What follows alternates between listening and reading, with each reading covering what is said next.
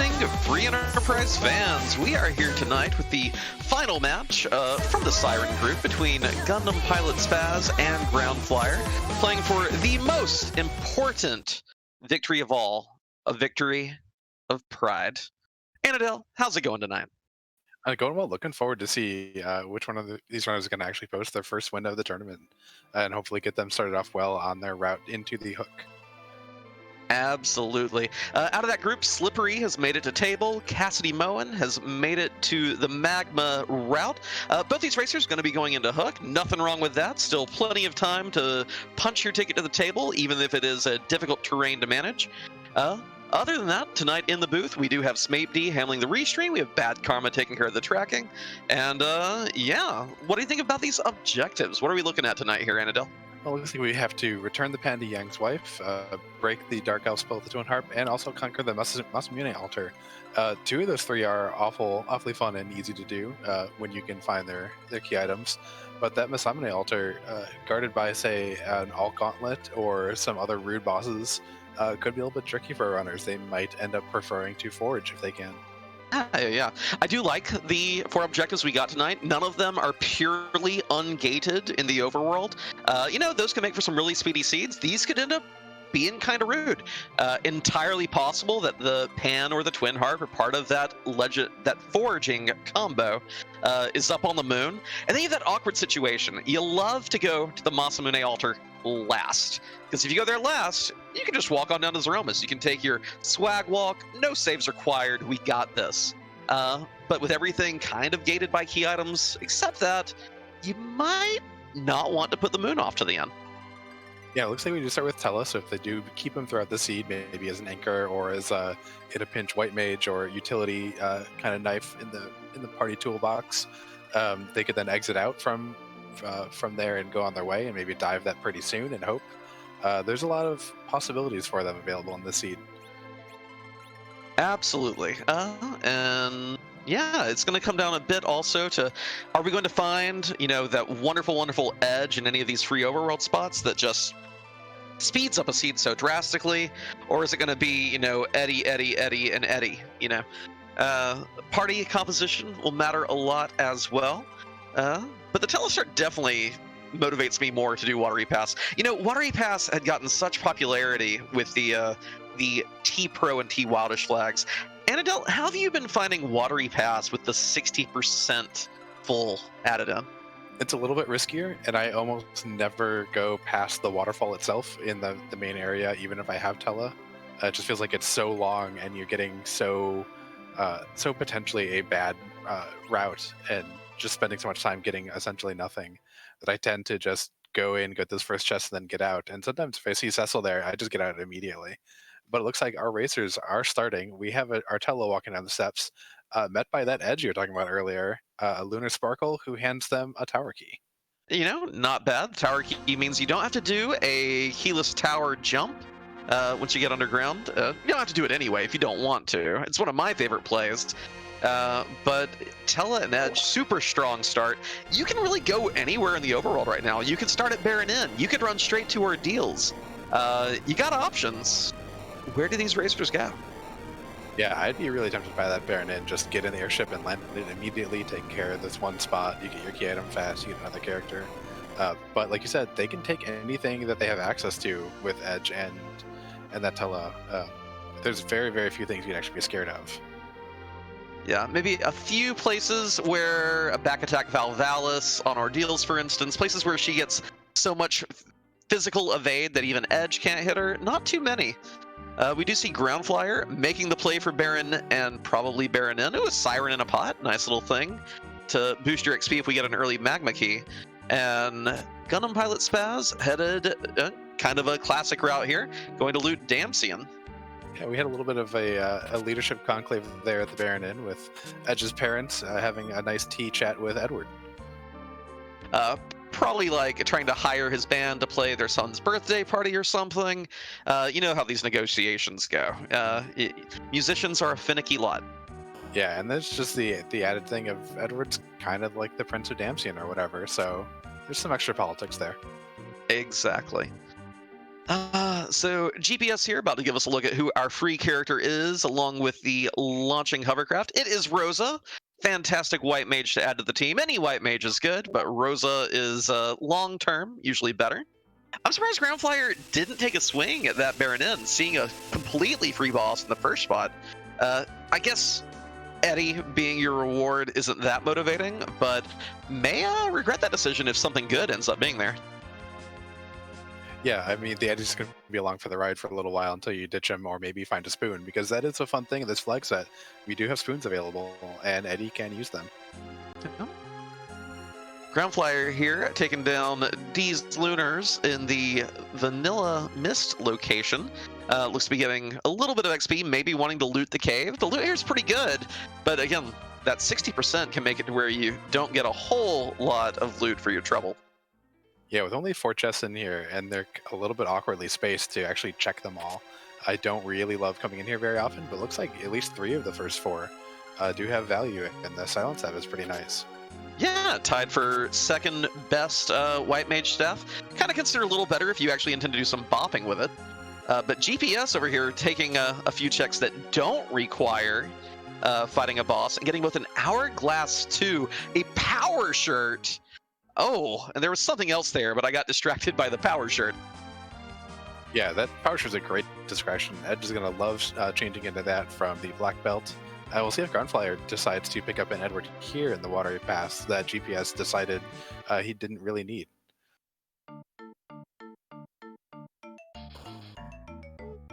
But, you know, it's funny, you know, are we just going to see Eddies all over the place? Yes, but we gave you the starting edge. It's okay. Yeah, I think that's a fair trade for all the seeds I've had where I haven't found an edge for a long time. Getting edge right away and then getting a bunch of Edwards is totally cool.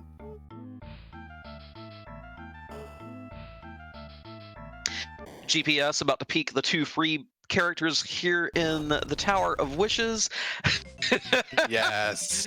All right, give me another one. Give me another one. Oh. Well, at least it's a conundrum there. Do you take that Cecil right away, or I have tended to like to save outside of Mysidia and then reset if I don't immediately want one of the characters. That's legit. It may have to change that up at the table, of course, where all the characters get sent to the Tower of Wishes instead of vanishing into the ether. But for now, yeah, if you decide that you want a Cecil eventually, because until you find a really good sword, his vanilla agility situation kind of hampers you more than he helps you. You really need to have like sufficiently strong weaponry to counteract the negatives. Yeah, usually my go-to is I get an Excalibur better is when I start thinking about taking that Cecil, or I find, of course, second Cecil, as PK is popularized so much in this tournament. Yeah. And Groundflier here, diving all the way through Watery Pass, going to get all that same loot that GPS got. Getting the power shirt. Sork Robe. Sork Robe was what I saw, yes. So, kind of like top tier equipment on the body slot for both Tella and Edge here. Watery Pass. My Watery Passes aren't nearly this kind. I'm a little jealous, in fact. Yeah, and I think Groundflier picked up both a Boreas and a Gaia Drum in the Mist Cave, so is well prepared to go after some bosses. Be a little bit surprised to not see her. There's the immediate play to Antlion. Yeah, even if Edge couldn't take everything out, those 2 items alone will get you kind of a free boss at a lot of overworld slots. Yeah, and with that Edge, it's nice to be able to save that Gaia Drum for something a little bit rude or awkward like the Mega Sisters, or to one-shot Dark Imp somewhere. Ooh, and a Crystal Ring. That's really nice to find, too. All the fancy things. Ooh, T Wildish. T Wildish. It is a plentiful bounty that will soon be... it'll be just a fond memory. Or it's like, why do I only get flame swords? What is this? What am I gonna do with a silver? Oh, okay, good. You can get silver knives here too. Excellent.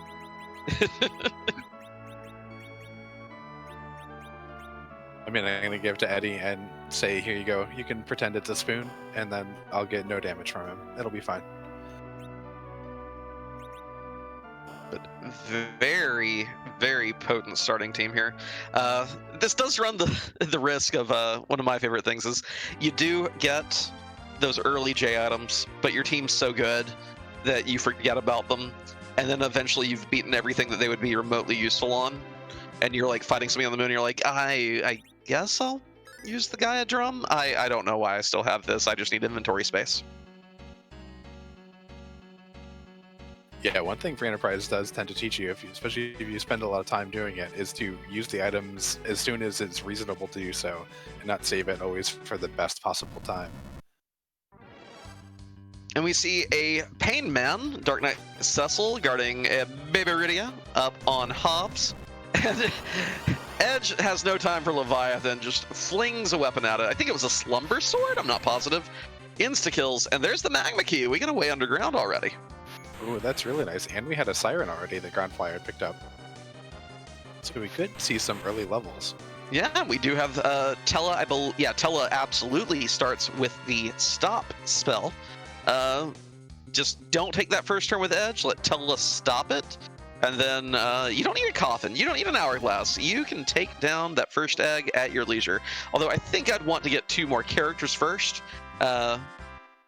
Especially because if you organize your team correctly here, you can even get a slingshot on certain characters. Yeah, that's actually a secret thing about these flags that I've been really enjoying. Of early Sid or early Tella are actually valuable to have a couple of if you're able to slingshot, say, a Rosa or a Palom. With some early levels, you can get Berserk or Quake earlier than you normally would, just because of the availability of characters that have extra levels. Yeah. Something tells me, though, Groundflier is not going to be that excited at the prospect of slingshotting a couple of Edwards. That won't really get you too far.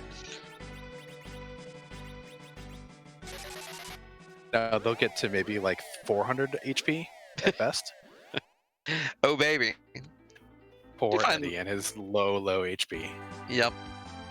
We do find Life 2s and Cure 2s, 2 of our guaranteed overworld items in Mysidia. Always going to buy a decent stack of life pots, especially if you intend to do any of the fancier grinds, because you want to get your life glitches off during those.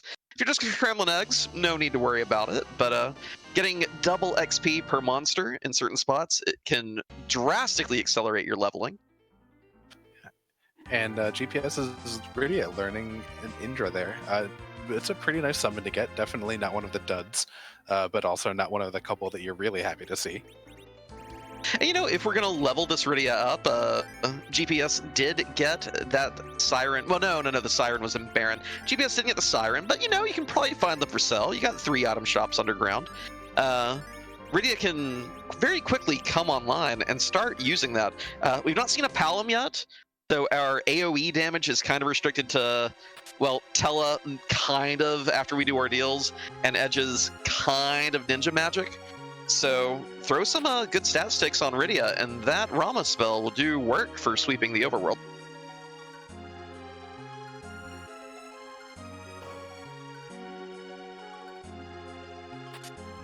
We have Groundflier dropping the key down the well. Soon will show us what is underground. Probably see a quick dive into the Land of Summon Monsters for that freebie check. Oh yeah, I like this routing a lot. We didn't get a pan yet, but you can now effectively get 2 freebies. Although with Edge in that power shirt, a lot of things are free. But we can get the freebie in Feymarch. We can run through Sylph Cave and then go up to Fabul. All those damage tiles get healed before the fight, and then you warp upstairs and you just hop over to the other tower, and you get your Sheila 1 check and your King check all at the same time. Yeah, and Aggregate not having a whole lot for sale in terms of quantity, but those Cure 3s are a nice thing to know where they're at. And the Aegis Shield isn't bad, although I probably will never buy one.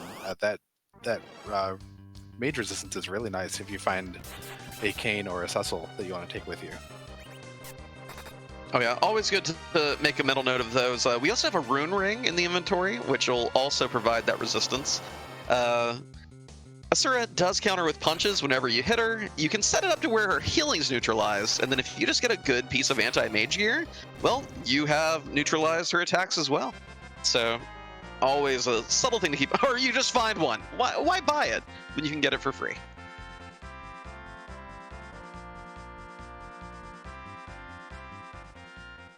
GPS also having no difficulties knocking out that Leviathan fight. Nothing dangerous there. Now, groundflier hasn't gone and unmoored the hovercraft yet, which means he's not rocking that Rosa that GPS has. So I think overall the team at this point, I think Gundampilotspaz has the party advantage, although groundflier is a little bit ahead of the, a little bit ahead in checks right now.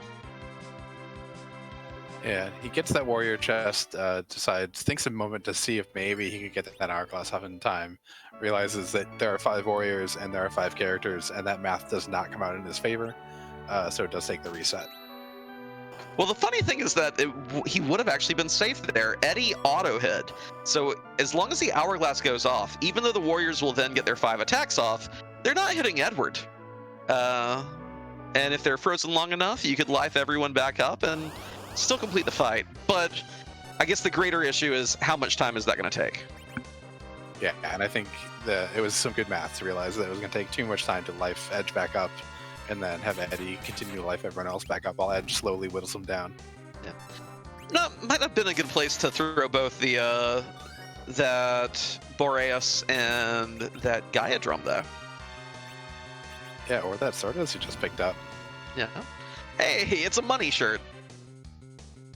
Yeah, although I have seen a few people actually equip it recently, because that does have some really good defense, and the extra agility is not bad on Edge, although when we have a power shirt, I don't think I'm ever equipping the ninja shirt. And the second fight at Baron Inn is rude as all heck. Both our racers are going to wish they had done this very first thing. Golbez in the second slot. I don't like fighting Golbez with 5 characters. I like fighting Golbez with 2 characters. Yeah, that's a much better party composition, and we do get a legend sword out of the free chest here, so that is half of an objective. Convenient, convenient. Do find Bacchus wines down here in the Famart shop. Also very nice, again, with how loaded our Edge is. Well, not with weapons quite yet, but at least with that power shirt. Having a way to get him to start swinging for double damage instantly in a fight will tear through so many things. Yeah, I would definitely be doing what Groundflier is doing and selling out most of my inventory. There's possibly a couple other things I would have thought about just so that I wouldn't have to come back to this shop to buy more later. But she's probably going to take a quick peek at the bosses also, and then maybe have to come back anyway. Curse rings for sale down here, a very vital item for anyone who wants to set their party order. And GPS getting very fortunate. Edge lives here. This is a relatively slow spot. I'm pretty sure, yes, the Edge gets a Starvel off without issue.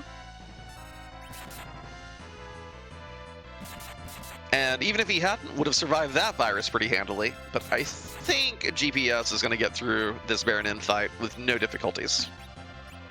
Yeah, I agree. I think we'll probably see 2 to 3 Edge attacks per Golbez spell.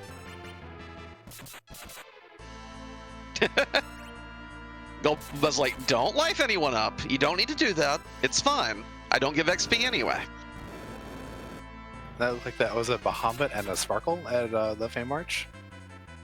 Yeah, the Bahamut's not bad if we have enough Starvels to go around. The magic powers there is high enough for it to very easily do quad 9s to itself. 23,000 HP means you only need to go through 3 Mega Nukes. But I don't think we've bought Starvels yet, so moving along for now. And a Sand Ruby is the reward, so we get an Edward, and then we get possibly a more desirable character right after. It is a key item on that count, and again, with our objectives today, I feel like we have a higher chance than a lot of seeds that we do end up getting the 10 key items hit before we are ready to fight Threemus. Yeah, do you think you'd be playing for a little bit of a longer play rather than going for overall routing efficiency rather than immediate checks? I don't know.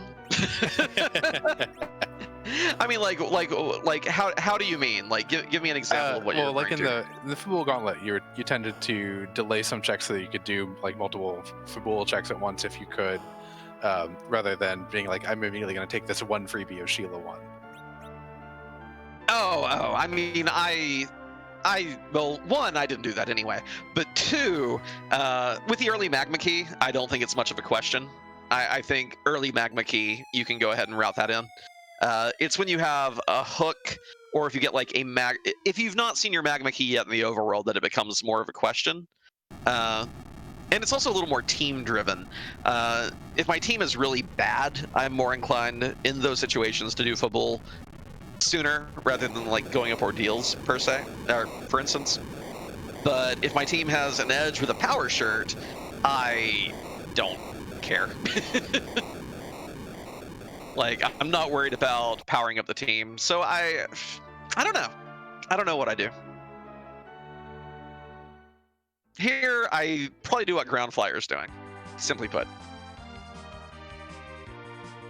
And groundflier did find some sirens in the Dwarf Castle item shop, so we'll see if he uses any of them to go ahead and power up the team just a little bit. Funny thing is that I don't think I do yet. I think that my team currently can be carried on the back of Edge and Tella at their current levels for all the immediate checks I intend to make. Now, GPS, on the other hand, has both Rosa and Rydia. GPS, if I had his party comp, absolutely. I'm going to go pop at least one egg, maybe two. Rydia does have Indra. I would like for her to have Virus as well. She learns that at level 26. That takes 2 or 3 eggs with her XP curve. But that also will get Rosa Berserk, so I don't have to worry about spending a fortune on Bacchus one. Yeah, so Groundflyer, I don't think I grind any. GPS, I think I do. I want my ladies online.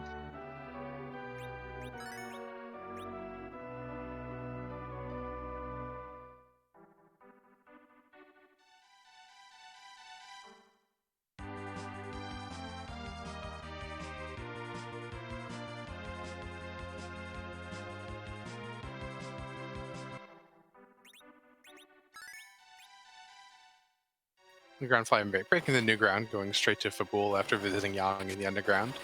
We'll see if he goes visit Sheila first. Nope, he's just going to go straight into the boss fight. Yeah, this saves you ever so slight amount of time in that it'll walk you up the tower for you.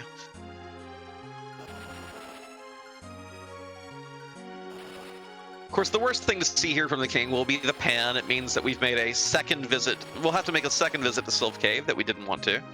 Although with pan being a required objective anyway, it was kind of in the cards. We do get the alt gauntlet here, but it's an early enough spot to where Edge's speed and even his mediocre magic strength, this will not be a difficult set. Although I think we only have 60 MP on Edge, but there is there's one fight here that's just with a gargoyle, right? Or am I conflating this with the standard gauntlet? I don't think there's a single gargoyle. I know that there's a double cockatrice gargoyle fight. Oh, well, but yeah, we might have to dip into the bag of tricks that we've gotten. We do have the Stardust and the Gaia Drum in the inventory if Groundfly remembers to kind of get through this a little bit faster, saving some of Edge's MP.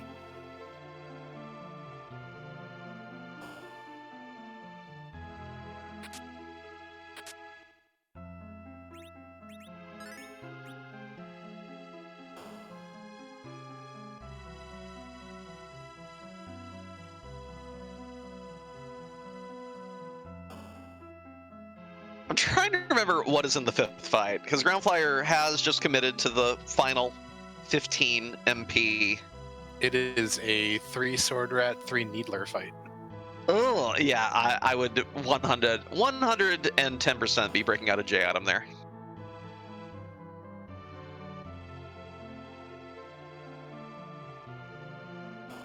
Yep, there you go. 60 divided by 15 equals 4.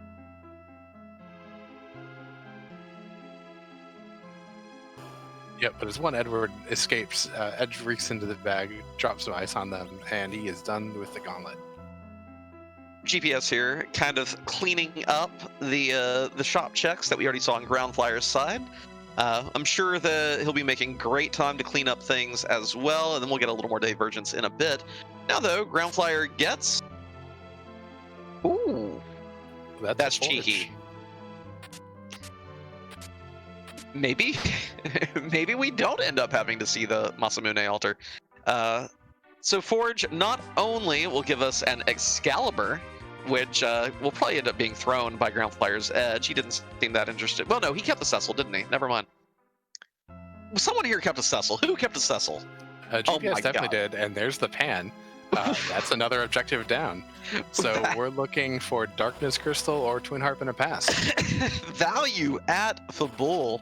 I'm looking forward to seeing what's for sale in the Skakol Forge. See how ludicrous the loot can get. But holy cow, speedy seed. I hope you weren't planning on being here all night, folks. Also, cheeky Sheila having a vanilla pan. Yeah, I think you kind of love to see it sometimes.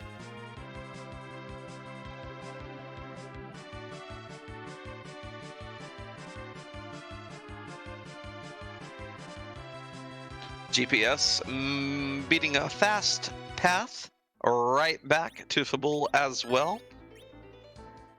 Runners high five in the entryway. Yeah, gonna be getting the good news fairly soon.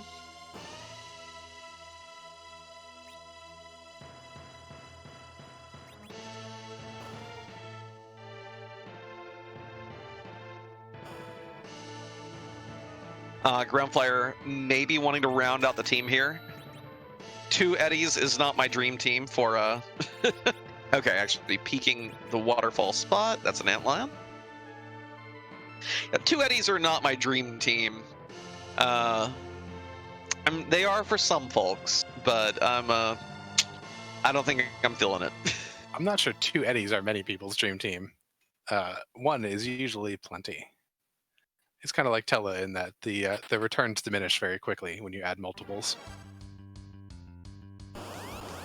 Getting the good news about Rosa.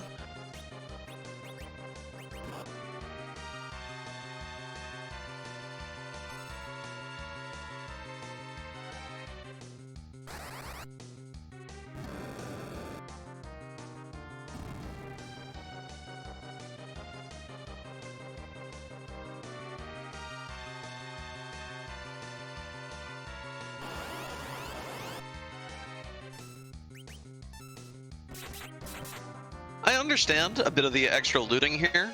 We know that we have access to a lot of good weaponry underground. We know we're going to probably have access to even more via the coal shop. And how do you afford all that? Well, you gotta loot money to spend money.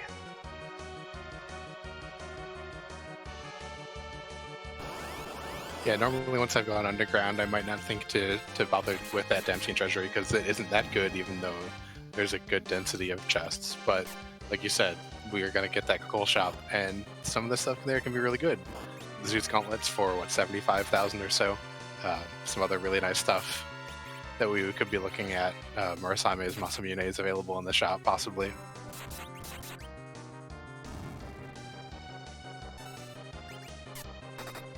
Groundflyer pausing there upon entering Stealth Cave, maybe thinking, oh yeah, I can forge. I ought to do that.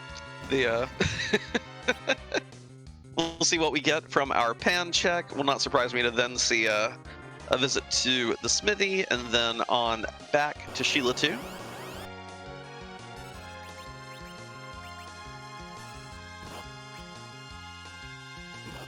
Bonk.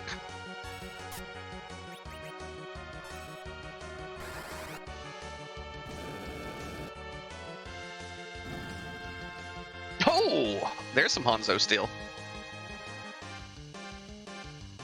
Yeah, still sort of very glad to see Edge today.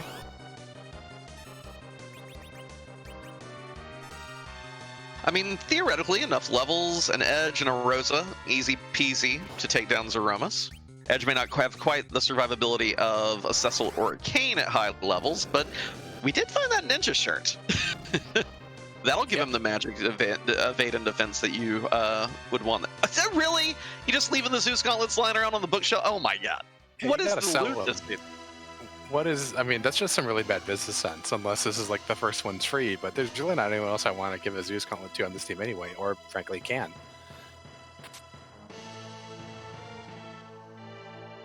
Not the most exciting of shops.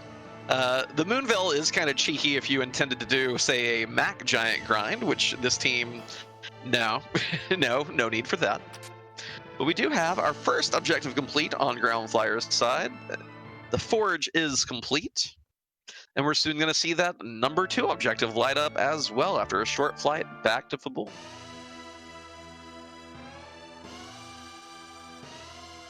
GPS getting the same news. Oh my god.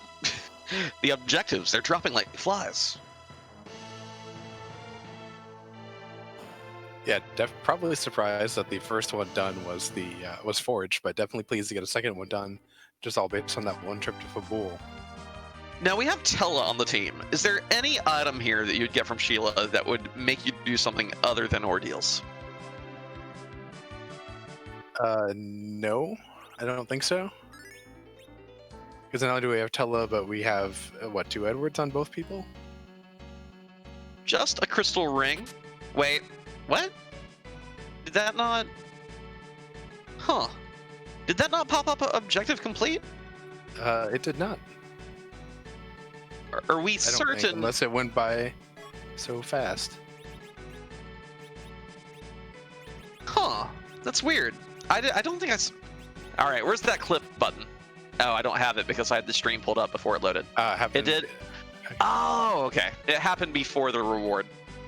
Whoopsie. Thank you, Game Boy F9. Much appreciated. I was worried that we had some confusion with the objectives, but we don't have Baka on tracking, so that would never happen, right? Yeah, exactly.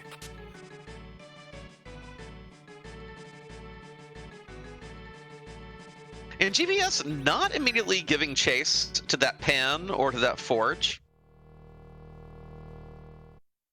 Going up ordeals, this makes sense because he knows that he has an Excal waiting. He has a Cecil he's holding on the team for just such a weapon, so might as well get him online first, and Edge should be able to carve through everything on this mountain, starting with Evil Wall, at a spot where it can't do more than like 20 damage. Yeah, this is a great spot for Evil Wall to show up. You just get to blink him down for a little bit. Edge will make pretty short work of him.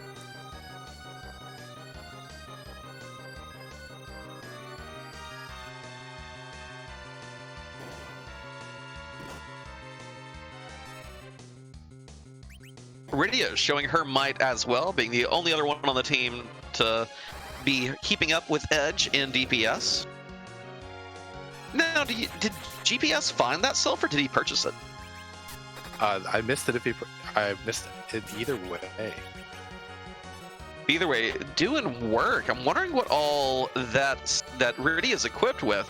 Because only 180 HP, but dishing out 800 damage with the fairies. It's nice. It's real nice.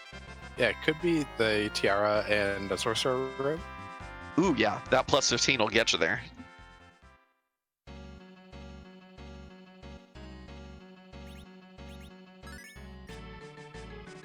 Now, Groundflier, you do have an Excal. You taking the Cecil this time?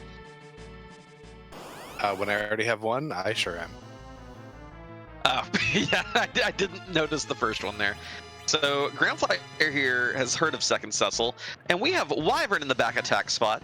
Of course, there was a point back in version 2 of the randomizer where, because of how back attacks are handled in this game, Board gave everyone a little bit of safety at this spot. We have an extra round, basically, before Wyvern breaks out the Mega Nuke. If you don't do that, it's nearly impossible to have a fast enough team here.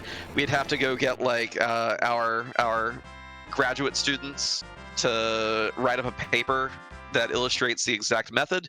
But instead, we give you an extra turn, so you don't have to have an advanced degree to figure it out.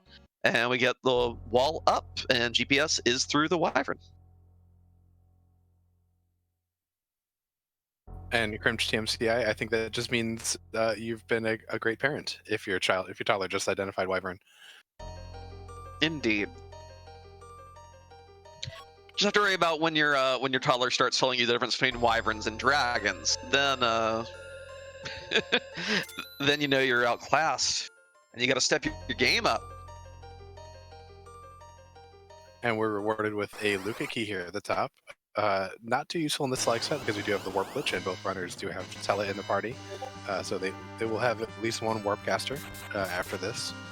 But it is nice to get that another key item, putting Gundampilotspaz up to 7.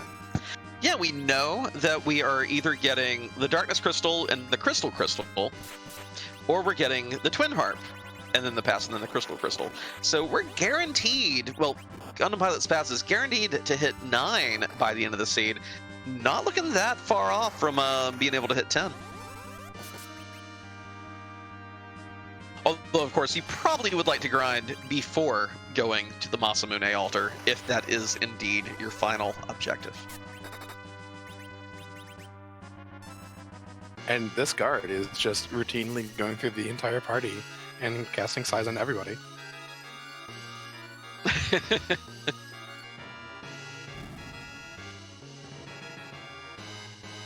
Groundflier also through the second fight here. Can be very happy to get not just one Paladin Cecil, but also second Paladin Cecil. And Groundflier also bought that cursed ring down in Feymarch. I'm not sure if GPS did. Probably, though. I saw him shopping.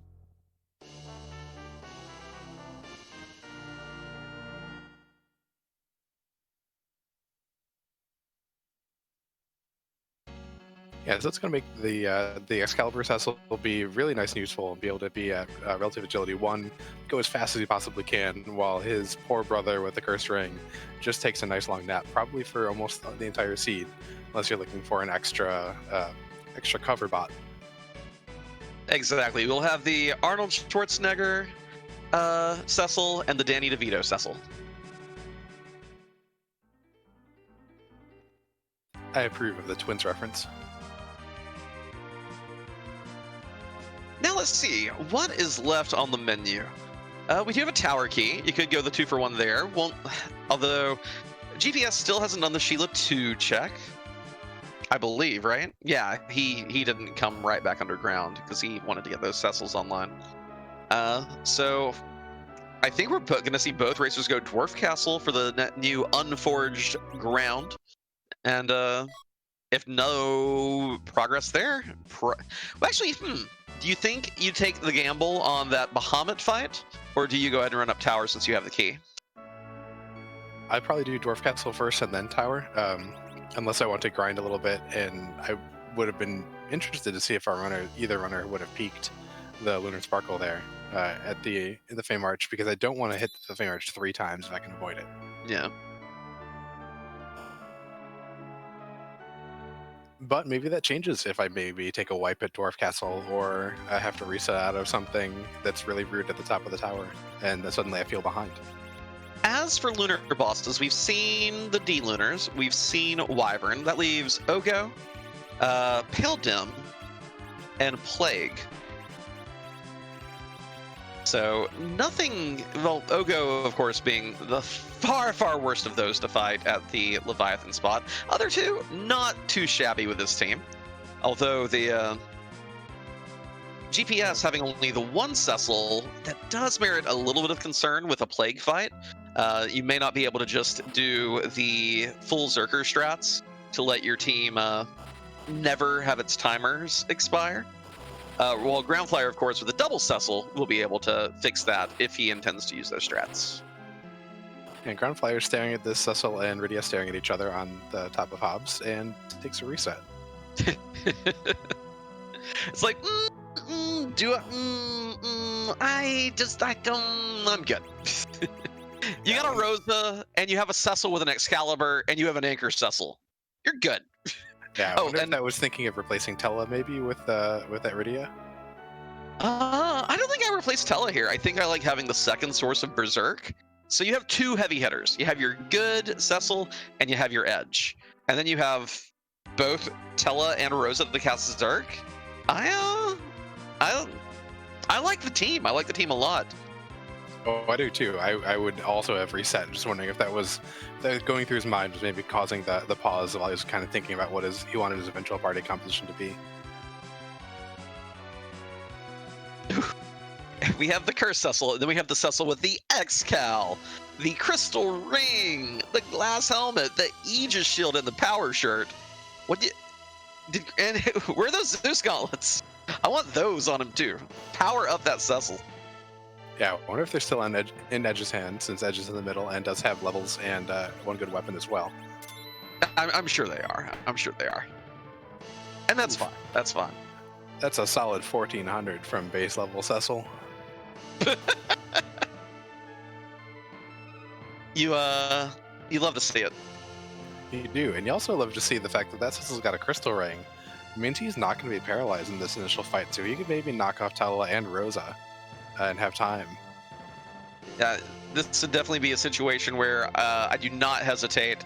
Both Cecil and Edge could get turns off here, and if you knock down your Tela and your Rosa, you know your Cecil's going to be standing, and should be able to one-shot this Golbez as long as he's still up.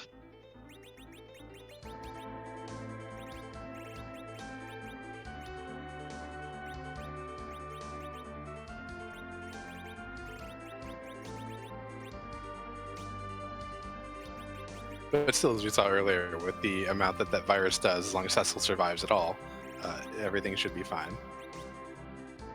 You and your big mouth. Sorry, groundflier. No, that's fine. Rosa popping the final Starville, just to guarantee survival. But that Edge is wearing a ninja shirt. He could probably survive a virus, an Ice 2, and a Lightning 3 here. Just fine.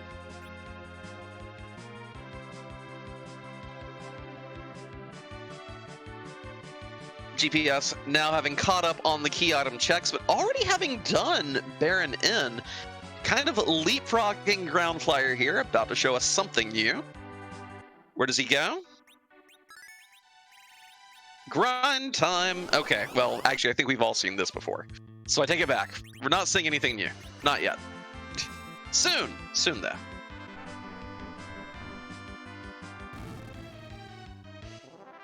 We're going to see, what, about 20-some levels for this Cecil?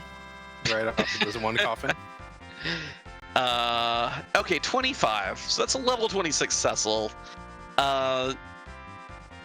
Which, again, does not have an anchor set up here. I wonder if GPS kind of hopes maybe to find a second Cecil at Dwarf Castle, perhaps? Or maybe one on the moon later to fix the anchor situation? Or if he's just going to say, I don't care. I've got Excal. I've got Power Shirt. I've got a strong ninja, too. I'm good. Yeah, and with Wyvern and Golbez out of the way, some of your main agility anchor considerations are kind of gone.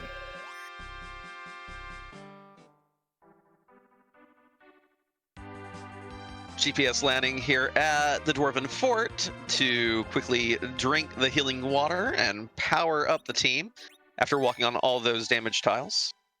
Groundflier will also be at full health thanks to resting in the Baron Inn, automatically done as part of the cutscene. And I bet we're going to have a high five at Dwarf Castle here. Yeah, be pretty surprised not. I don't think GPS went into the shop before. Finds the sirens. Maybe Curious. He had, since he goes to buy some silk webs. Groundflier actually caring about who the sand... Well, or just shopping. Thought we were going to see a sand ruby check. Guess not. Oh, okay. Where are you going, Groundflier? Help me out here. Looks like we are going to see it. Okay.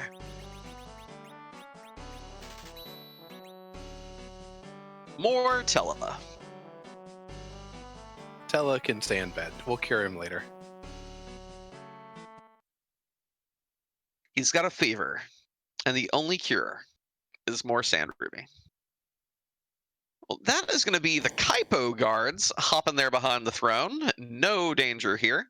Only question is if GPS cares to actually kill the captain to get some bonus XP or not. With the sirens, I'm not sure you care.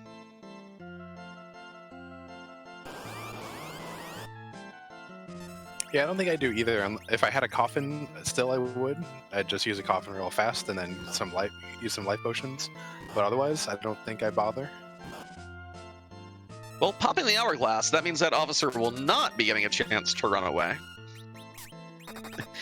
The level 11 Cecil of Groundflier is already capable of one-shotting eggs. Gets another 15 levels. That'll put him up to level 26.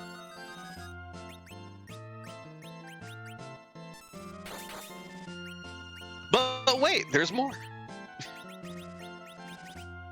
We've had one omelet. What about second omelet? I'm in favor.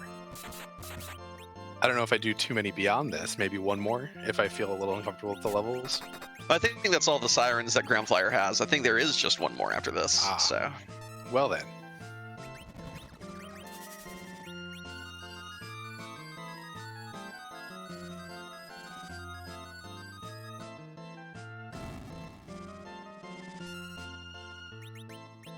A little bit curious that GPS, having gone up ordeals, is not using Beak on the officer. Maybe unfamiliar with which enemies have the boss bit and which ones don't. This fight lacks it, so you are able to hit them with all kinds of status effects. Well, I mean, actually he used an hourglass, so yeah. Yeah, you can weak them, you can toad them, you can mini them. I'm not sure you can picky them. Can you picky these guys? You probably can, can't you? I think you can picky these guys. I mean, it's so early in the game when you find them normally that I'm a little hard-pressed to imagine they would give them anything, since they don't get the boss bit. I do love frogging them because the officer's retreat command does not work if he's a frog. It counts as a spell-like effect, and you can't use spell-like effects if you're a frog except for the frog spell.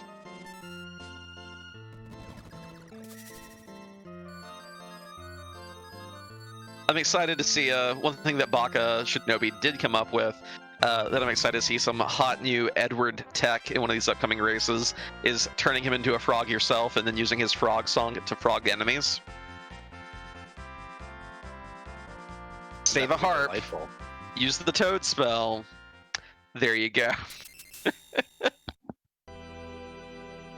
GPS has taken these guys down, gotten some bonus XP by using the life glitch. Groundflier here also deciding wants some bonus, but just uses a coffin. Not going to bother life glitching the rest, just definitely taking them down quickly and efficiently. Ooh, and we have heard of second edge, though. The GPS picks it up here and does say goodbye to Tella. Well, we have seen Bacchus wines for sale, so having a lack of a second Berserk source isn't that big a deal. And if we find sufficient weaponry, maybe like an Earth Crystal gives us a spicy Troya Treasury, having 3 really good Zerkers at the Zeromus fight, Zeromus will not last long. But, yeah. I also understand Groundflier's play here, ditching him. We only really have enough swords to outfit 1 edge, and having short blade at the end, the Rosa Cecil edge combo already kind of seals your fate, and Tella's just there as utility. Like, what if we do see more enemies? What if we see the Dark Imps and we want to stone them or frog them? What if we, what if I need a second source of blink because something punches really hard? And for Gunflyer, I don't want to get rid of Tella just because he's my only source of warp. So what if I don't want to have to do the Luca Cave? Oh, yeah. We have to warp here, don't we? That's a glitch that is enabled in this flag set. Yeah, our runners will get approximately 3-ish more weeks of it, because it is turned off once we get to the table.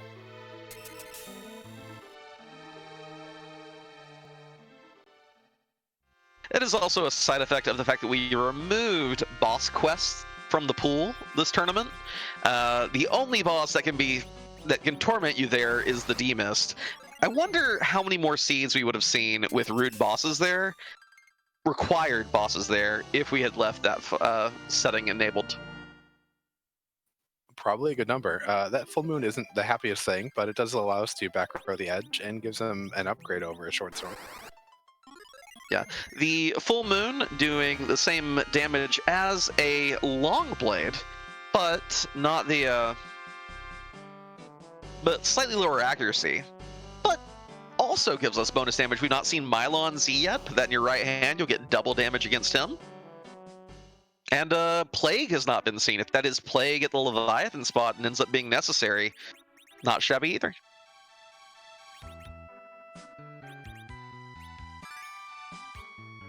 The inventory management boss. Our greatest foe. Yep, when you haven't sold enough stuff and you keep opening new treasuries. We get a package. We're well on our way to 10 key items. May end up having a very speedy grind at the end here. And now we have Feymarch versus Tower. And are we going to be running side by side up this Tower of Battle? You better believe it. I'll be curious to see if either runner decides to make a pit stop for Sirens early. Looks like GPS is probably going to be doing that. Or maybe just going, since we have Sirens in shop, so it's actually probably just getting some better gear. Yeah, hoping for a high roll. I mean, we do have the Excal, but our second edge here is very poorly equipped. So maybe just hoping for a nice Masamune drop, maybe another Mursami. Even a Ninja Blade would be a meaningful upgrade. Ag! Apple! Yeah, not the dream. It sells pretty well, but otherwise it's probably not worth the time that was spent there. These treasure chests, while still nice, did get a little bit of a downgrade in the 4.1 release than they did when we were playing the Football Gauntlet. So I do them a little bit less, unless I maybe have a Thunderclaw and a real need for it. And the 60% also a bit annoying. You now when you go into these interior rooms, whereas when we had all chests filled, you're at least getting something out of them. Here you may be going through multiple door transitions and not getting anything for the trouble. And I think Spaz kind of saw that there. We didn't see him peek either of those doors after one of the earlier ones had come up empty.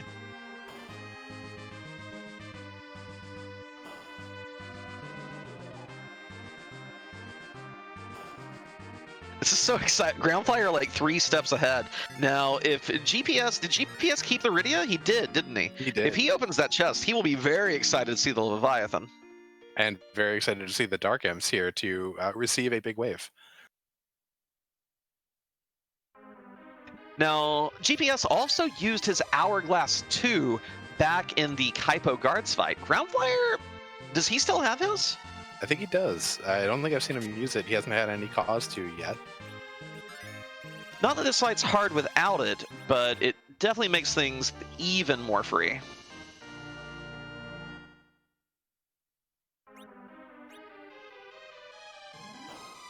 Tella, of course, and Rosa Tella has like 5 different spells that make this fight free. Rosa has 1 as well. 2 if you count the blink spell. So lots of ways around this. Or you could Berserk your Tella. I assumed that was a little bit of a misclick. Those always are a little painful, but Tella soon to take a nap, hopefully. I hope not. I hope he makes it to the end of the fight. I'm holding on for a Tella. Holding on for a Tella to the end of the fight. That's all I got. 13 damage! Yes! More! Oh, he doesn't even have a staff equipped? Oh my god. You spoony imp! Now we'll see how favorable the board base AI is here, since Cecil's now berserked and won't be covering anymore.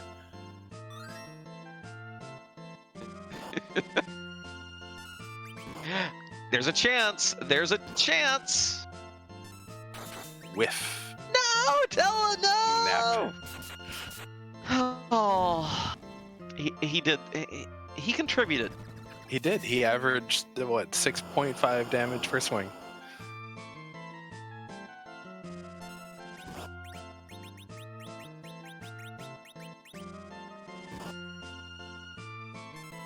Does get through this fight a little faster than GPS, but he did start it sooner as well. And a pink tail. So that is our 9th key item. Whether we get a harp and a pass or a darkness crystal, we'll be at 10 before we get our crystal. A grind will be enabled. But we're down to tower key and a couple of Feymarch fights. I'm hoping so much for required Ogopogo at Leviathan. That would be a really spicy thing for our friends from the Free Enterprise channel who just came in to raid us to witness. Hey, Free Enterprise, you are here for a match where the main thing on the line is pride. Both these racers looking to get a win before both venturing down the hook route in the next phase of the tournament. And they are neck and neck, maybe like, what, 25, 30 seconds separating the two of them? Yeah, pretty much. They have both completed the same things and have now just Gundampilotspaz is merely a walk halfway down the tower to start the tower key fight in the super cannon room. away, where we have a French vanilla Dr. Luge. Slightly different party comps. Groundflier did take first Cecil and then was rewarded with second Cecil. One is cursed, the other one has all kinds of beefy gear, including an X-Cal. GPS, on the other hand, is rocking a Rydia who can summon Leviathan and Sylph. So GPS has the better ability to like sweep larger parties. Groundflier has the real spicy single target damage and the better agility anchoring. And we've seen most of our multi-target bosses now, the Dark Imps, both guard fights, and the Alt Gauntlet. So that sweeping ability is a little bit less useful unless you start deciding to grind without doing life glitches on, say, the Warlocks up on the moon. True, true.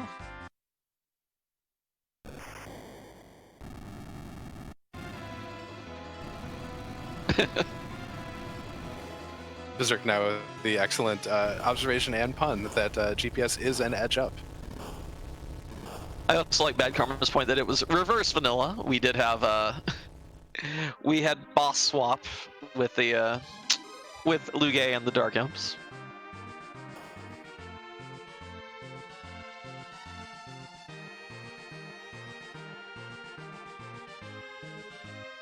Would that be Alanav for reverse vanilla? Yes, it would be. That's also what it's called when you have Alisil on tracking. That's Alanav. Copyright. Patent pending. Hey, Darkness Crystal. That's a go mode. That's a 10th key item and a go mode. So, looks like we're probably going to go buy some Sirens, and then do you do eggs here, or do you think about doing something else on the moon? I probably just do eggs. We have a well. Okay, it kind of depends. Groundflier has a fantastic setup for eggs. Is able to have Cecil one-shot an egg very first turn of the fight. Which, if you're doing eggs, that it doesn't get much better than that. I only see 1 Hourglass 2. I do see a Rune Axe if you did decide you wanted to go for Warlocks. Warlocks aren't bad here. You could have a turn. You could set up your turn to where you have Curse Cecil, and then your turn order could go Rosa cast Mute, Tella Zerx, Rune Axe Cecil, and then Rune Axe Cecil just one-shots everything else. But eggs are so simple here. Like, you just press A. You just press A, and you get 68,000. Yeah, and you get a little bit more control over your exact levels and deciding when to stop. And although GPS is off to the races first here, does not have a setup that seems to let him one-shot them very first turn. Let's see if because Cecil is being the anchor here, and neither edge is that well equipped. So if I'm correct here, Groundflier's Cecil will go first and one-shot the egg every time. Cecil, why did you not one-shot the egg? Is that Cecil not back row glitched? He might not be. Huh. And if not, that'll be a good thing to quickly change. Rosa still has a bow and arrow equipped, I think. Or just swap rows. We only have one meaningful fight left in the game, and that Cecil is super defensively equipped with a glass helmet and an Aegis shield. I don't think I bother. I think the back row glitch here actually isn't worth the time. Just flip rows. But what do I know? There's a row flip. Let's see the one shot this time, Cecil.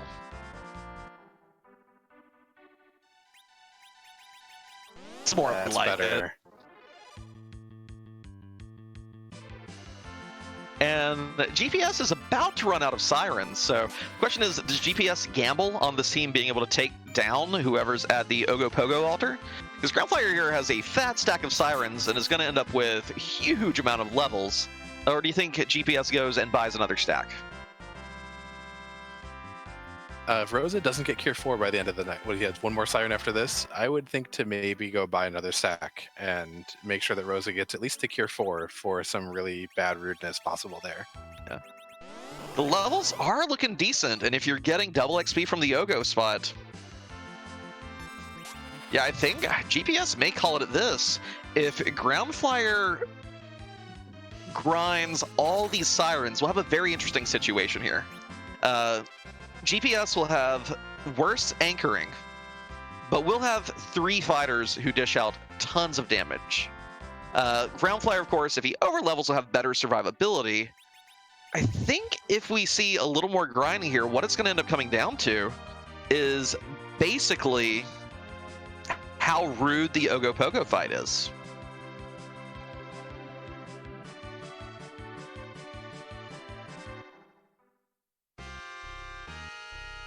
Looks like GPS had a moment to think about where exactly the sirens were. I remember they were in Dwarf Castle and heads on in to pick up a little supplemental experience. Ooh, this puts the ball back in Groundflyer's court. And Groundflier appears to be content with his grind. Has sirens left over in case he really wants to pop a few more on the moon. This is not Mysidia. Nope. Maybe going for another crystal ring or maybe some of those gold apples that were here. Yeah, apples would assure a little bit of safety here. Throw a few of those on your Rosa, and your survivability is guaranteed. And if I am buying apples, I'm doing absolutely and everything must go. There's nothing else interesting in that inventory. Buying a Moonveil, that's also... Moonveil's not a bad idea here. If we have a really nasty physical boss at... Oh, that's really clever. If there's a really strong physical boss at Ogopogo, put that Moonveil on your Cecil, life anyone up who drops. Cecil's got you covered. But I am a little worried with how much time is being spent here shopping. You cleared everything on the blue planet except the Feymarch fights. You have to assume your opponent is probably not gambling on Feymarch fights. I would be a little bit panic-stricken right here. Yeah, there's a sense of urgency that if you really want to push to win a lot of races, that you kind of have to cultivate in yourself to say, I have to go, and I have to learn how to do with a little bit less than I'm comfortable with. We did see GPS buy another stack of sirens, is going to keep grinding a little bit longer, so even with the little bit of extra time spent shopping, ball is firmly in Groundflyer's court here, going to be the first one to spawn the well, has a little bit more levels, has the anchoring. GPS carefully making sure that Cecil does not get over-leveled and throw off his Romus fight. The edges are kind of fine with Cecil getting a few more points of agility. The Rosa and Rydia suddenly start to suffer if your Cecil gets too much faster. And our tracker Bad Karma wisely pointing out that one of those edges only has short blades equipped still, so not contributing massively to the damage like the other one or the Cecil are. Ah, gotcha. We're rocking Murasame short and Full Moon short. Yeah, so it looks like they're both doing in the mid thousands, 14 to 1500 per swing. I think Murasame short is probably going to cap out at like 1800 or so. Groundflier, stop shopping. You have everything you need. Go finish your scene. Stop it.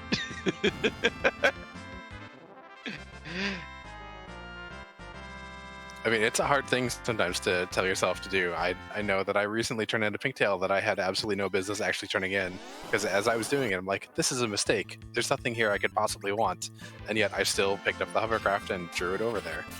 You bought a Moonveil. A Moonveil. Groundflyer's my friend. I can pick on him. You bought a Moonveil. The Moonveil is like illusion. Is like infinite illusions. You bought infinite illusions. You don't need to buy more illusions. But he wants to use those illusions. Oh, God. Guns N' Roses, ruining our entire generation with their rock and roll and their long hair and their hanging scarves from microphones. What was that? Why did so many rock bands like hang like scarves from microphones? What was that about? It was the 80s. Okay.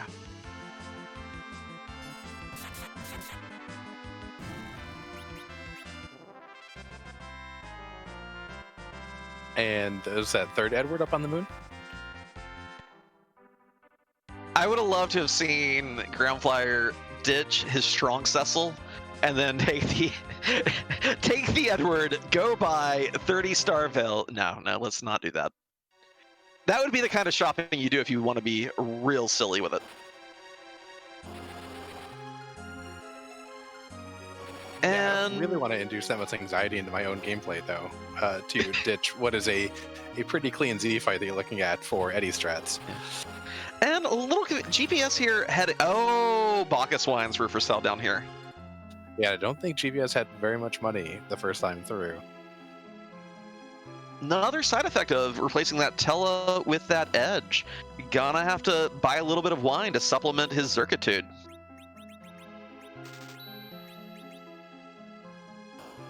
But each minute spent walking and shopping is a minute you're giving over to your opponent, and this has been the case for both of them at the end here. But and yeah, groundflier now firmly ensconced in the bowels of the moon, already down to the stacks kind of area, soon going to be at that final save point. You gotta be nervous at this point. Your heart has to be pumping. You do, and you're probably doing a mental check of who could possibly be here at Ogopogo's home. Who is the rudest thing that we have left? Probably Ogopogo. Now, have we seen Baigen yet? We saw Baigen, right? Yeah, Baigen was the second boss in Dwarf Castle. Valvelis wouldn't be terribly fun. No. CPU is also a little gross. Yeah. Not hard, just gross. Val's not a problem, though, because we do have the Moon Veil, we have multiple sources of Blink, we even have a couple of illusions if need be.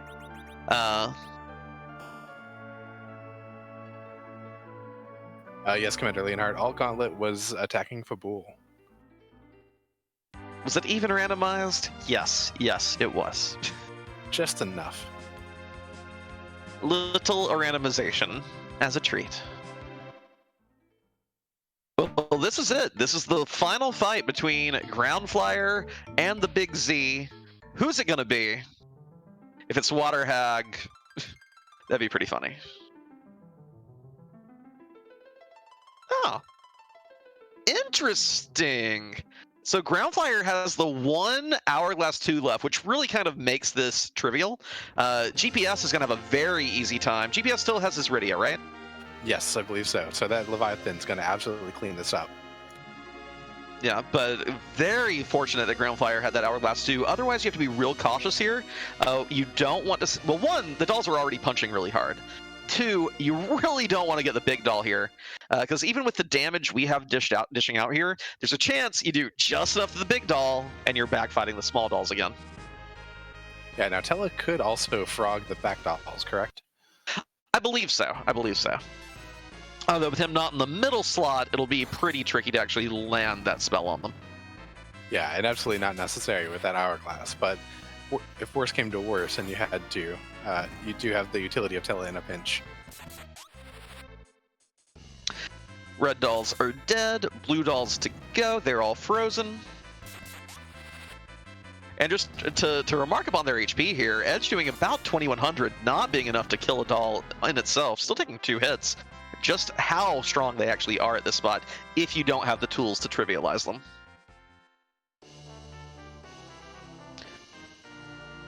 Little extra XP for your trouble, and the spoon, which we have Edge. That's a quick quad 9 damage at Threemus if you don't get zerked up on your first pass, or if you lose zerk to a black hole at some point. Yeah, with only 2 real damage dealers, because I don't know if you're going to have Rosa get out and push with some white spells, and if he does have it, I would definitely be tempted to leave the spoon in the inventory for that black hole that I might expect to be coming. Yep. And we do see Groundflier going for the swag walk. No save point required. I want my first win. Whose butt am I going to kick tonight? I guess we'll find out soon. We will. And you do love to see the swag walk. It is my favorite thing ever since objectives were added to the game, basically. Just to say no. It's even funnier if you have, like, with, for instance, the club races, the Lunar Racing Club, where you have both the ribbon altar and then the Masamune altar. And if you're feeling real froggy with it, you can not even save after the ribbon altar. That's dangerous, though. It's real dangerous. Yeah, I feel like you'd want to keep count of your bosses real well there. Yeah. I may have done that and then wiped to a gold does at Ogopogo once upon a time. Who could believe it? I know. But good setup here. Center Cecil will get first turn, should be able to throw the crystal. If Groundflier is left over Bacchus Wine, we'll see a very quick Zerk on those 2 heavy hitters. I see 4 flasks of Bacchus Wine.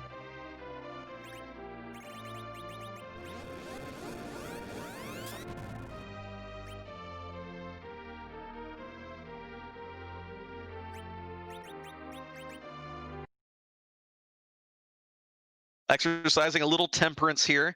Does not want to get another shake, but you don't have to worry about it at that point. The Cecil will get his turn, and we will be fighting the Cyber Demon.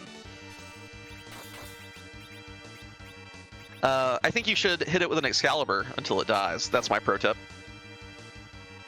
I think Groundflier heard you, and that was a solid 5,000 from Cecil right away, and then a quick spoon. So 19,000 so quickly out the gate here. Yeah, and doing some good turn utility, letting Edge throw the spoon and then Tella berserk that Edge so Edge doesn't really waste anything, and then getting that Silk Web out with Rosa to ensure that there's a counter nuke, nerfing this first Big Bang. And showing the value of having the ninja shirt on Edge. When is the last time you saw your Edge take under 1,300 damage from a counter nuke? Probably never, because I never have him wear a ninja shirt. Yeah, I'm used to seeing like I was worried that Edge was going to die there. I think I've been hit for over 2,300 there. Let's see if the ninja shirt lets him survive the Big Bang on top. It's going to do up to 1,200 damage. And shrugging it off for sub 600. Oh my god. Am I about to be on Team Ninja Shirt? I mean, I knew it was a thing that it helped out, but I didn't quite realize that much. I mean, I'm still a bigger fan of Power Overwhelming, but on a dicey Z fight, if you have a lower level Edge, definitely a little more credence to keeping that ninja shirt in the inventory and not just immediately selling it. Now, I will also point out here that, Groundflier may have done that swag walk, but his Rosa and his Edge are still in danger of wiping to a full-powered Big Bang. So things aren't over for GPS yet. GPS here, Quakes, finishes off the Calbrena dolls. We'll be making a similar walk down here to Zeromus. If we hit like a nasty Big Bang into Meteo on Groundflyer's side, GPS takes the reins and is right back in it. It looks like Rose is a little bit early on that Cure 4, too. Well, we do have amazing damage coming out from these two. Question is, do we survive this Big Bang? That's going to make all the difference. And the team shrugging it off. Easy peasy lemon squeezy. Even a Meteo here wouldn't end Groundflyer's run because that Cecil should survive it and get enough swings out at 5,000 a pop to finish the fight.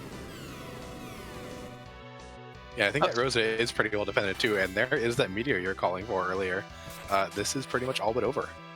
Yeah, less than 12,000 HP to go. We're going at 5,000 apiece with Cecil. 7,000 total for the round. This hit should do it. And that is the crumble. GG's out in chat. Groundflier getting the pride in here, getting his win before heading into the hook route. GG's. We'll see if we can get him in here for an interview shortly.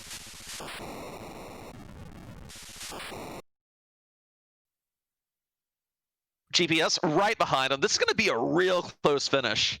And I don't think GPS took the safety save either, did he, Antitel? I don't think so. Mostly watching Groundflyer's screen, but there's not a lot of time there that he would have been able to.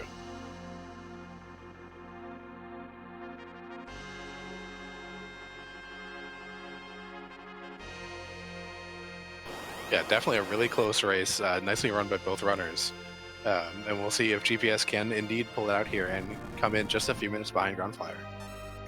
Excellent match. Neck and neck the entire way through. Really fantastic to watch tonight. Yeah, they were so in sync for most of the seed, except for a little bit of where one bobbed and the other weaved. Crystals going out. Wine, drinks are being popped up in this Lunar Club.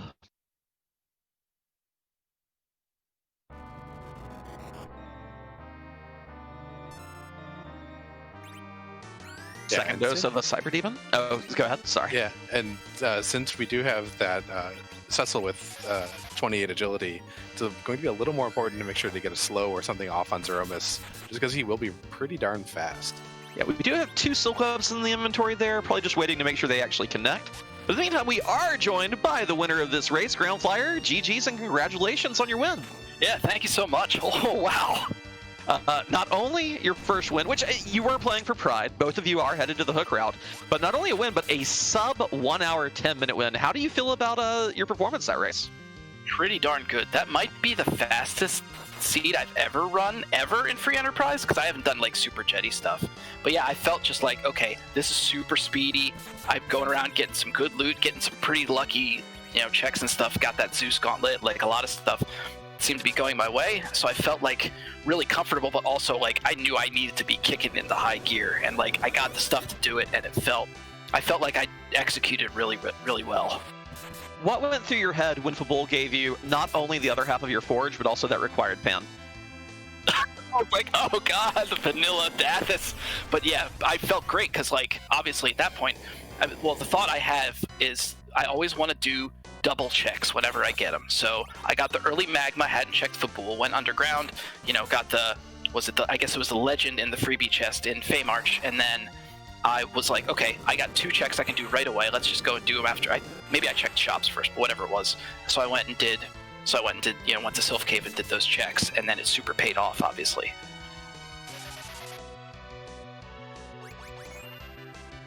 Annadale? Yeah. So, were you at all tempted by that Bahamut there in the Feymarch? Extremely, yeah. And honestly, I mean, I only had 2 checks left before Moon showed up. I decided I was gonna fade it, so I faded it. And then yeah, I was, I got lucky and managed to get 10 key items before I needed to go to the Moon or needed to go to Feymarch. And honestly, if I hadn't gotten 10 key items, I would have done it. I'm curious though. I don't think there was a key item there. Did Gundam check it? No, neither of you did. So, and I haven't seen it come up in the spoiler log yet, or it just isn't a key item. Okay, yeah, I don't see a hook at whoever the Sparkle boss was in the Leviathan fight, but I did not expect that check to be done anytime soon. I don't even know what the Sparkle was, and I don't want to know. Yeah, some things are best left to the seed. Yeah, exactly. But yeah, this seed was really kind in a lot of ways. Like, obviously, I was able to grab pretty much everything I needed. I didn't super need hourglasses since I got 10 key items. I was able to just do an egg grind. And then I had that 1 hourglass. I'm like, I'm definitely going to save this just in case. And then I went to the Moon, and it paid off because I got that Calbrena boss, and I was just able to, hourglass them and Zerk and kill. Yeah, what were you thinking as you went to the Moon and visited the Hummingway shop? Was there anything you were looking for specifically there? Was it just kind of reflex action? No, honestly, hourglasses, because I think that was the one thing I hadn't found. I was like, just in case, if I need hourglasses, I'll grab a couple. Like, if I don't have quite enough levels for Z, then I can do a couple of, dragon fights. But I didn't end up needing that, obviously. So I had like way more than enough defense on Rosa to keep her up with that ribbon and that crystal ring and the, what did she have? Sorcerer robe. So she was pretty set. Yeah, you were loaded on the magic defense. Using the ninja robe on Edge was also very nice to see. A lot of people sell it because it doesn't give, the strength boost, just gives that minor agility boost. But everyone overlooks its magic evade and magic defense. And it came in clutch there, shrugging off the nuke, shrugging off the big bang, shrugging off the meteor. Edge didn't care about all the nasty spells coming at him. It really made your fight all the more smoother. Yeah, I was thinking about that. I was like, okay, I have this ninja robe. Actually, I mean, really what happened was I got that power robe, and then I had X-Cal Cecil, and I'm like, okay, well, he needs something to wear. I didn't want to put any, I didn't have any other gear to put on. I still had the ninja robe. I'm like, you know what, I'll give the ninja robe for that good defense, and then I'll give the power robe to Cecil because he's going to be kicking some butt with that X-Cal. And GG's come out in chat. Gundampilotspaz has finished very close behind, only about 5.5 minutes here, taking down the Cyber Demus as well. Fantastic race between the two of you. Really excited for a lot of these hook route matches we're going to have coming up in the next few weeks. Anyone you're hoping to play or hoping to avoid, Groundflier? That's hard to even think about. Now I need to like look through the whole list of everybody. I don't know. I mean, there are probably like 20 or 30 people in there at least that I'm like mortified to play, but I haven't like actually bothered to sit down and look at it. I don't want to really play Gundam again because obviously he's pretty even match for me. So I don't. That would not be great, but you know. There are probably a lot of folks down there that could beat me up pretty well too, so it's going to be dicey either way. Gotcha. Well, any final thoughts on your race tonight before we let you go for the evening? Well, a couple things.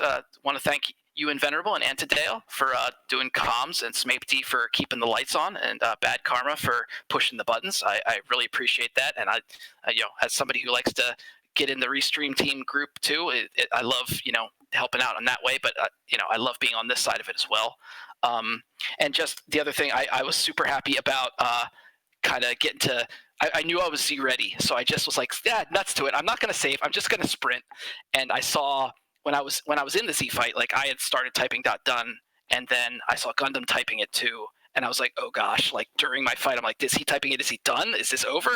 I didn't have any clue at that point, but it was nerve wracking. The adrenaline boost right there, right? Absolutely. Yeah, this was super awesome. Oh, one last thing. Did anybody know what my naming convention was for? Oh yeah, it looked like it was video game composers. Yeah, exactly. Yeah, very well done on both the naming and the first win here in the tournament. Good luck to you in the hook route, and hope to see more of you. Yeah, thanks so much. GG's, and take care, guys. Have a good night, groundflier. And it looks to be joined by Gundampilotspaz.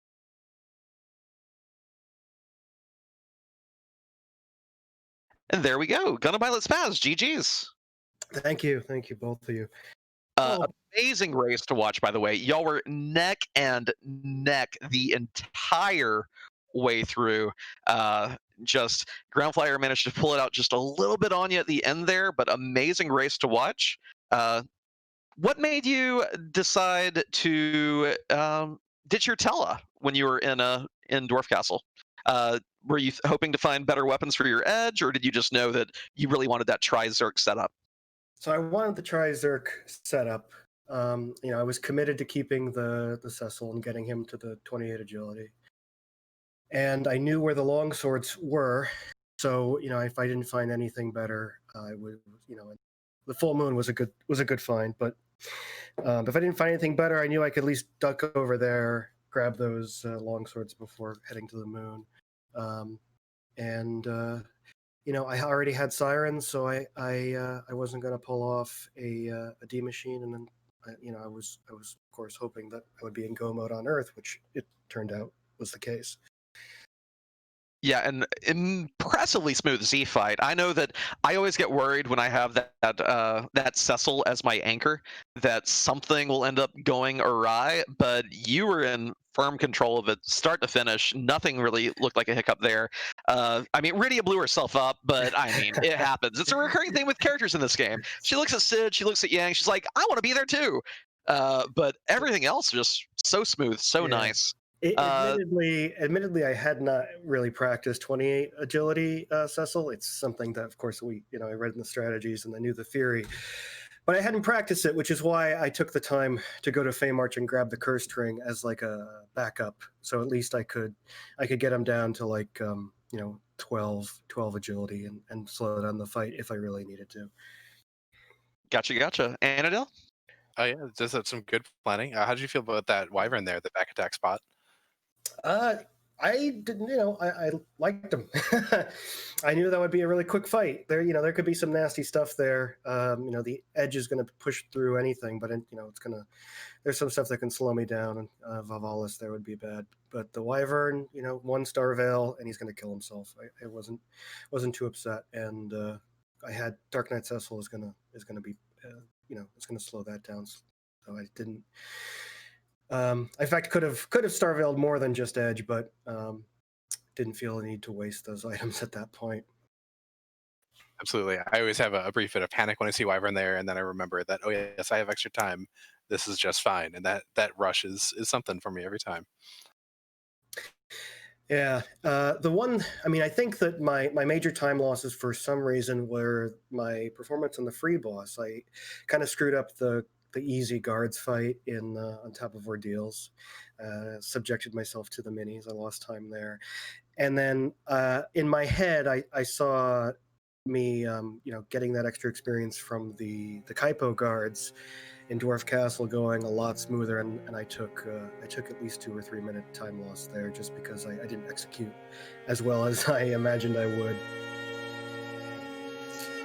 Yeah, I think groundflier had managed to keep a coffin in the inventory, so was able to get rid of the officer pretty quickly that way. I was a little surprised that you hadn't used weak on Tella on the officer during that fight. I think Tella wasn't in the middle, so he could have missed pretty easily still, but... Yeah, no, that would have been the optimal play. But at the time, it was, I guess, I figured that health split 4 ways. I thought it would be lower than it was. But yeah, the officer still has pretty high health, even there. Yeah, he grabs the bulk of the health and the XP. So, but you've learned, and so that's a piece of information to keep in your arsenal for next time. Inven, any other questions tonight? Oh no, just amazing race, well played. That's all I got. Well, thank you so much. Thanks to both of you for the commentary. I'm very excited to watch back and hear the race and see how groundflier irked ahead as we jetted our way through this one. Thank you to Schmepty and Bad Karma on the background, restreaming and tracking. Really appreciate it. This whole tournament has been a lot of fun to be part of, racing and in the background. Thank you for coming out, and thank you for the great race, and hope to see you get your first win there in the hook round. Yeah, definitely. It's gonna be tough, but we'll see how it plays out.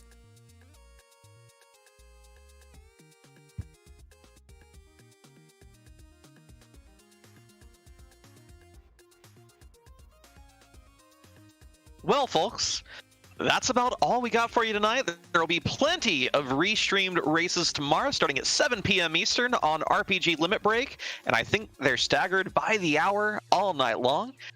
So we have a few more to go in this opening phase to see who ends up getting rounded out into the Hook, Magma, and those who get to go directly to the table. So make sure you stick around all weekend long. Plenty of good matches coming at you. For now, I believe we are rating a new run of the game, Millegio, who looks like getting their sea legs, their airship legs. I don't know what it's called if you're on an airship and it's shaking. That sounds terrifying. You probably fall off and just splat.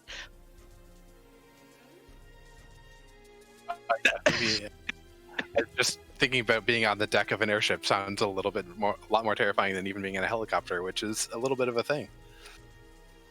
I mean, maybe in a world where you have Phoenix Downs, it's not so much to worry about. It's like, oh, they're fine. They're fine. They just swooned.